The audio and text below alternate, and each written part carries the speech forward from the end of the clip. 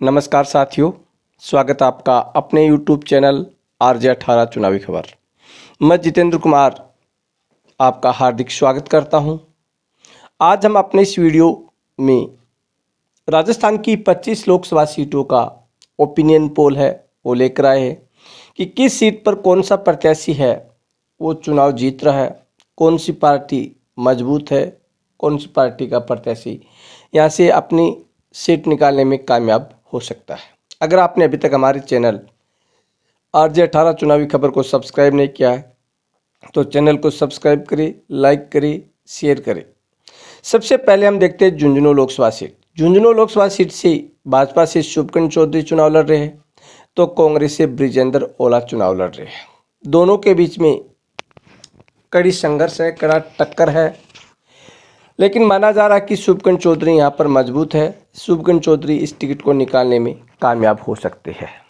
तो इस प्रकार से पहली सीट पर बीजेपी पार्टी है वो आगे चल रही है, एनडीए को एक सीट यहाँ से प्राप्त हो रही है। अब देखते हैं दूसरा रुझान, हम दूसरी लोकसभा सीट है उस पर देखेंगे हम दूसरा रुझान कि कौन सी पार्टी है वो यहाँ से चुनाव जीत रही है।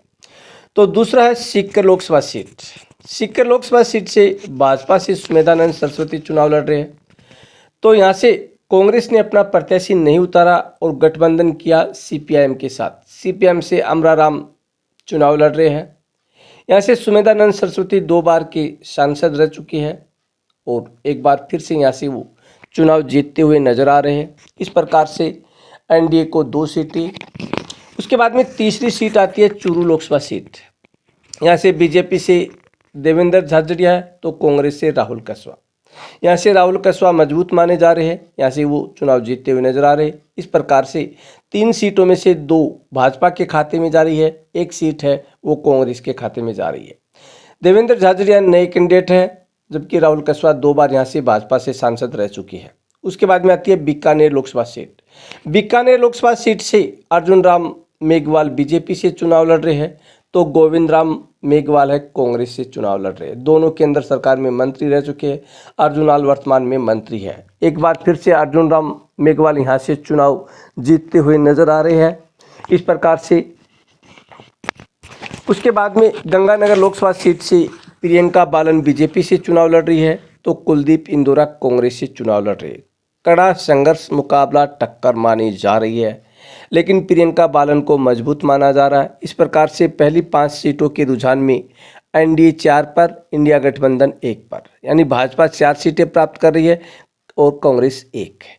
उसके बाद में 6 number seat Alwar Lok Sabha seat. यहाँ से भूपेंद्र यादव बीजेपी से चुनाव लड़ रहे हैं, ललित यादव कांग्रेस से चुनाव लड़ रहे हैं। दोनों के अंदर कड़ी टक्कर है, लेकिन भूपेंद्र यादव यहाँ से चुनाव जीतते हुए नजर आ रहे हैं। इस प्रकार से पहली 6 सीटों में भाजपा को 5 सीटें प्राप्त हो रही है जबकि कांग्रेस को 1 सीट प्राप्त हो रही है। अदर पार्टी को अभी तक कोई सीट प्राप्त नहीं हो रही है। उसके बाद में दौसा लोकसभा सीट से बीजेपी से कन्हैयालाल तो कांग्रेस से मुरारी लाल है वो चुनाव लड़ रहे हैं। कन्हैयालाल यहाँ से चुनाव जीतते नजर आ रहे हैं। इस प्रकार से पहली 7 सीटों के ओपिनियन पोल में हम देख रहे हैं भाजपा को 6 सीटें मिल रही है तो कांग्रेस को 1 सीट मिल रही है। अदर पार्टी को यहाँ से कोई भी सीट प्राप्त नहीं हो रही है।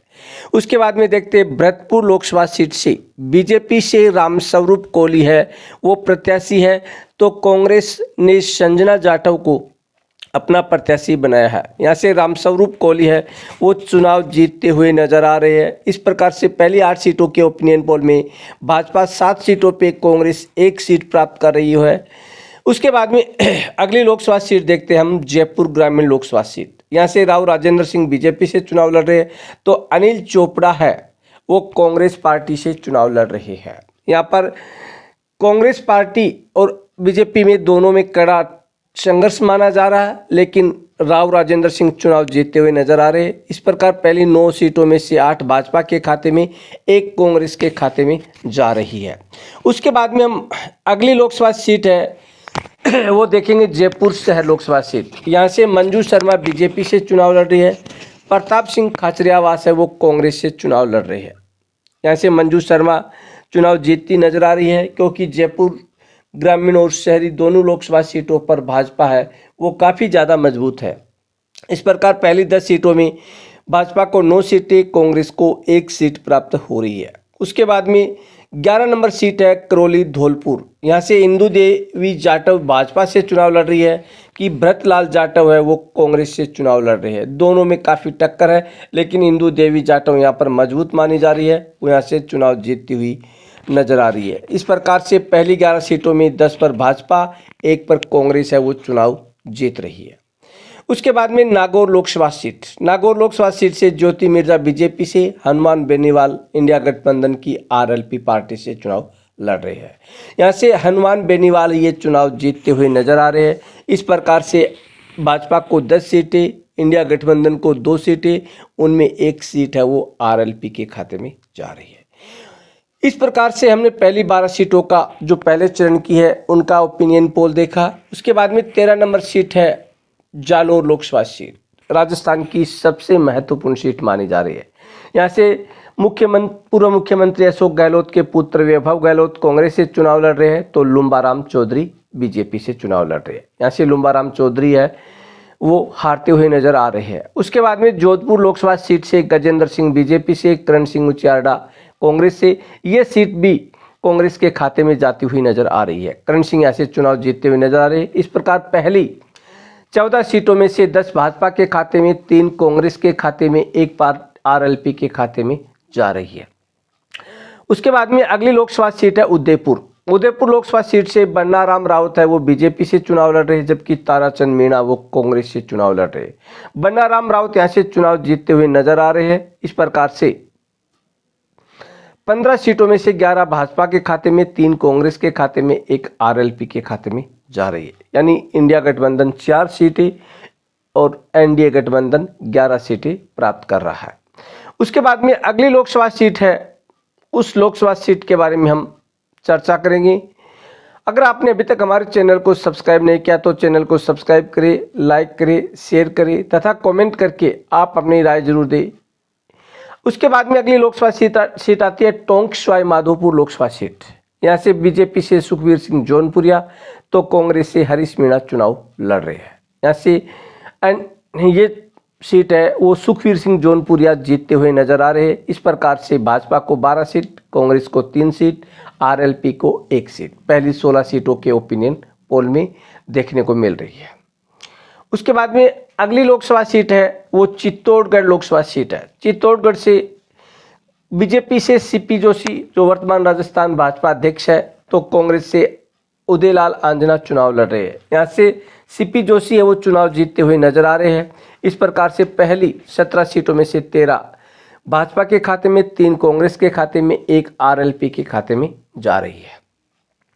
उसके बाद में चित्तौड़गढ़ के बाद में अगली लोकसभा सीट आती है पाली लोकसभा सीट। पाली लोकसभा सीट से पीपी चौधरी बीजेपी से, जबकि संगीता बेनीवाल कांग्रेस से चुनाव लड़ रही है। पीपी चौधरी का यहाँ पर अच्छा खासा प्रभाव होने के कारण वो यहाँ से चुनाव जीतते हुए नजर आ रहे हैं।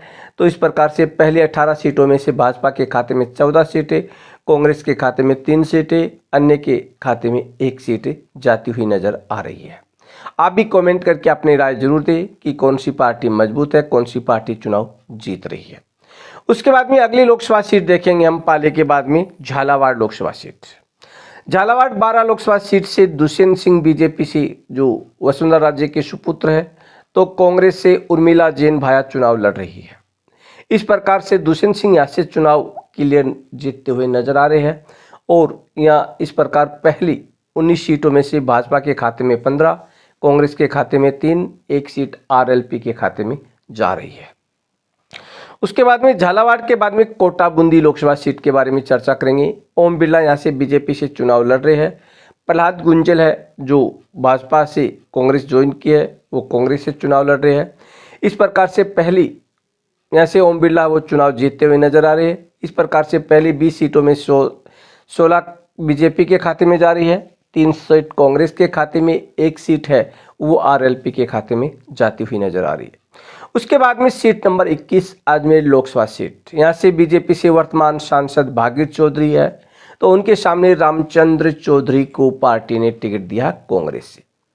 यह सीट भी भाजपा के खाते में जाती हुई नजर आ रही है। भागीर चौधरी चुनाव जीत रहे हैं फिर से। इस प्रकार से पहली 21 सीटों में 17 भाजपा के खाते में, 3 कांग्रेस के खाते में, 1 आरएलपी के खाते में जा रही है। उसके बाद में आती है भीलवाड़ा लोकसभा सीट। भीलवाड़ा लोकसभा सीट से भाजपा से दामोदर अग्रवाल चुनाव लड़ रहे हैं, तो कांग्रेस से सीपी जोशी चुनाव लड़ रहे हैं। ये सीट भी बीजेपी के खाते में जाती हुई नजर आ रही है। भीलवाड़ा लोकसभा सीट पर बीजेपी का काफ़ी अच्छा प्रभाव है, इसके कारण ये सीट है वो यहाँ से भाजपा के खाते में जा सकती है। इस प्रकार से भाजपा 18, कांग्रेस 3, आरएलपी 1 है। उसके बाद में आती है राजसमंद लोकसभा सीट। यहाँ से श्रीमती महिमा विश्वेश्वर सिंह बीजेपी से चुनाव लड़ रही है, तो दामोदर गुज्जर है वो कांग्रेस से चुनाव लड़ते हुए लड़ रहे हैं। ये सीट भी है भाजपा के खाते में जा रही है। इस प्रकार से भाजपा 19, कांग्रेस 3, एक अन्य आरएलपी के खाते में जा रही है। उसके बाद में अगली लोकसभा सीट देखेंगे हम, बांसवाड़ा लोकसभा सीट। बांसवाड़ा लोकसभा सीट पर महेंद्र सिंह मालवीय है बीजेपी से, राजकुमार रोत है बीएपी पार्टी से, भारतीय आदिवासी पार्टी से, और अर्जुन बामनियावास कांग्रेस से चुनाव लड़ रहे हैं। यहाँ पर बीजेपी और बीएपी में ही संघर्ष होगा, दोनों पार्टियों में कड़ी टक्कर होगी। यहाँ से महेंद्र सिंह मालवीय है वो चुनाव जीतते हुए नजर आ रहे हैं, तो राजकुमार रोत को भी कम नहीं माना जा रहा। ये सीट काफ़ी संघर्षपूर्ण टक्कर की सीट होगी।